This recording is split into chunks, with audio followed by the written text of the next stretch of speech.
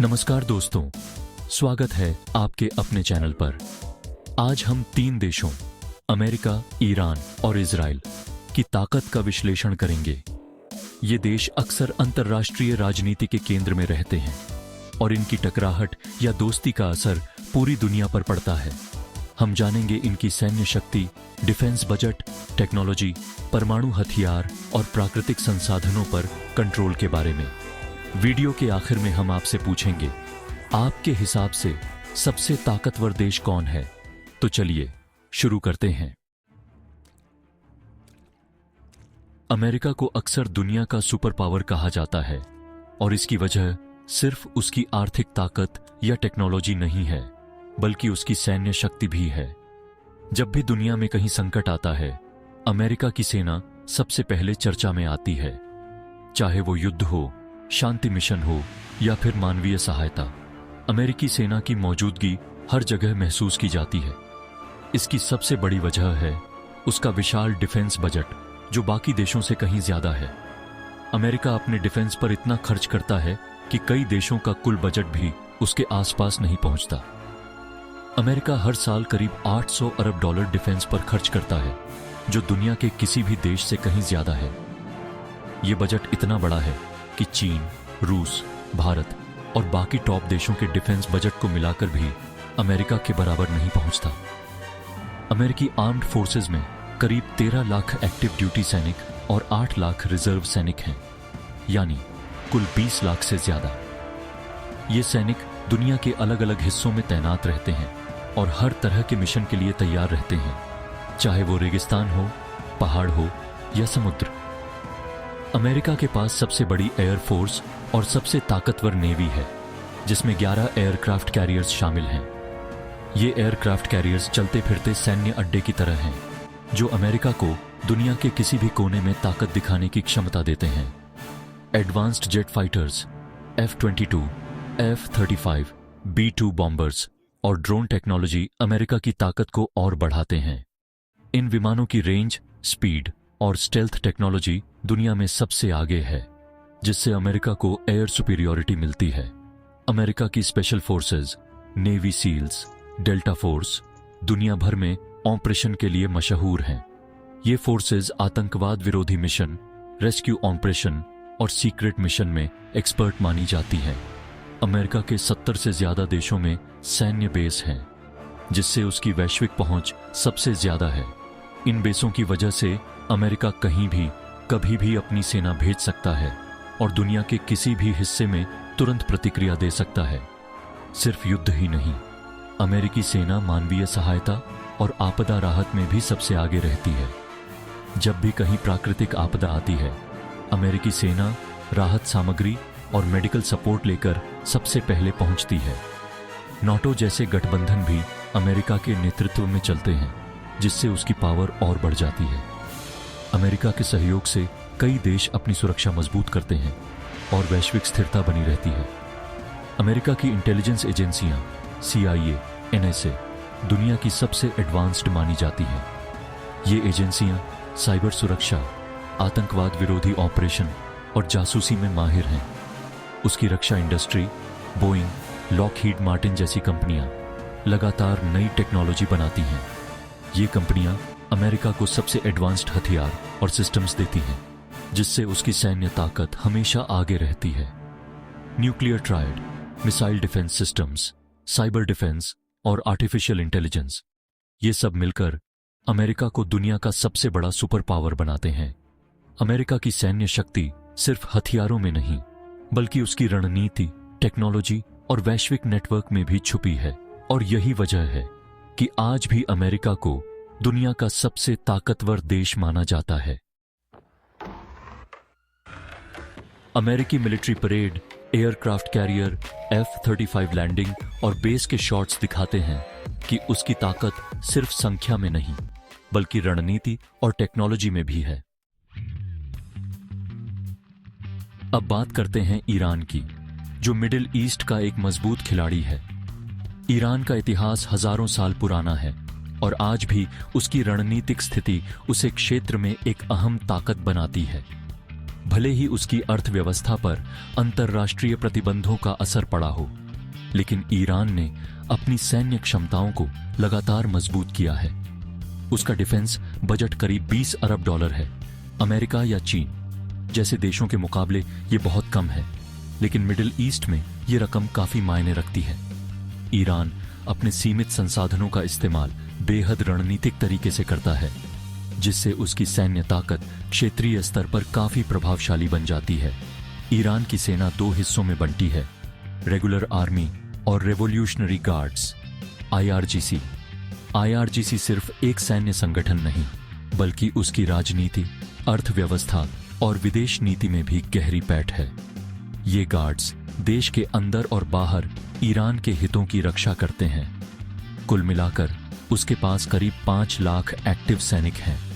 इसके अलावा reserve force और पैरामिलिट्री ग्रुप्स भी हैं, जो जरूरत पड़ने पर बड़ी संख्या में एक्टिवेट किए जा सकते हैं। ईरान की सबसे बड़ी ताकत उसका बैलिस्टिक मिसाइल प्रोग्राम है। शहाब-3, सीजल जैसी मिसाइलें जो दुश्मन के ठिकानों तक आसानी से पहुंच सकती हैं। फतेह 110 जैसी मिसाइलें 2000 किमी तक मार कर सकती हैं। इन मिसाइलों की रेंज इतनी है कि ये इजराइल, सऊदी अरब और अमेरिकी बेस तक पहुंच सकती है, जिससे ईरान की डिफेंस पावर काफी बढ़ जाती है। उसकी एयरफोर्स और नेवी पुराने हथियारों पर निर्भर हैं, जिनमें से कई 1968 की क्रांति से पहले के हैं। लेकिन ईरान ने इन पुराने सिस्टम्स को अपग्रेड करने की कोशिश की है और घरेलू स्तर पर कुछ नए प्लेटफॉर्म भी बनाए हैं। हाल के वर्षों में ईरान ने खुद के ड्रोन और मिसाइल सिस्टम डेवलप किए हैं। उसके ड्रोन सस्ते लेकिन बेहद असरदार हैं। ये दुश्मन की सीमा में घुसकर हमला कर सकते हैं या निगरानी कर सकते हैं। ईरान की रणनीति है असिमेट्रिक वॉरफेयर, यानी सीधे टकराव की बजाय प्रॉक्सी ग्रुप्स और छुपकर वार करना। हिजबुल्लाह, हौथी जैसे ग्रुप्स को सपोर्ट करके ईरान अपने दुश्मनों को घेरता है और खुद को सीधे युद्ध में झोंकने से बचता है। इराकी मिलिशिया, सीरिया के ग्रुप्स और लेबनान के हिजबुल्लाह जैसे संगठनों के जरिए ईरान पूरे मिडिल ईस्ट में अपना प्रभाव बढ़ाता है। ये नेटवर्क उसे क्षेत्रीय स्तर पर एक छाया शक्ति बना देता है। उसकी मिलिट्री इंडस्ट्री ने anti ship missiles, cruise missiles और एडवांस्ड रॉकेट्स बनाए हैं, जो समुद्री रास्तों को भी खतरे में डाल सकते हैं। ईरान ने अंडरग्राउंड बेस बनाए हैं, जहां मिसाइलें और हथियार छुपाकर रखे जाते हैं। ये बेस दुश्मन के हमले से बचाव के लिए बनाए गए हैं और अचानक जवाबी हमला करने की क्षमता रखते हैं। पर्शियन गल्फ और स्ट्रेट ऑफ हॉर्मुज पर कंट्रोल होने से ईरान तेल सप्लाई को प्रभावित कर सकता है। ये उसकी रणनीतिक ताकत है। अगर कभी तनाव बढ़ता है तो ईरान इस रास्ते को बंद कर दुनिया की अर्थव्यवस्था पर बड़ा असर डाल सकता है। कुल मिलाकर ईरान एक रीजनल पावर है, लेकिन उसकी रणनीति, प्रॉक्सी नेटवर्क और मिसाइल ताकत उसे ग्लोबल चैलेंजर बनने की क्षमता भी देती है। ईरान सुपर पावर नहीं, लेकिन उसकी असिमेट्रिक स्ट्रैटेजी, प्रॉक्सी नेटवर्क और मिसाइल पावर उसे मिडिल ईस्ट का अहम खिलाड़ी बनाते हैं। इंटरनेशनल सैंक्शंस और पुरानी टेक्नोलॉजी उसकी सबसे बड़ी चुनौतियां हैं, लेकिन इनोवेशन के दम पर वह आगे बढ़ रहा है। अब चलते हैं इजराइल की तरफ, जो क्षेत्रफल में छोटा है, लेकिन उसकी सैन्य शक्ति और टेक्नोलॉजी दुनिया भर में मशहूर है।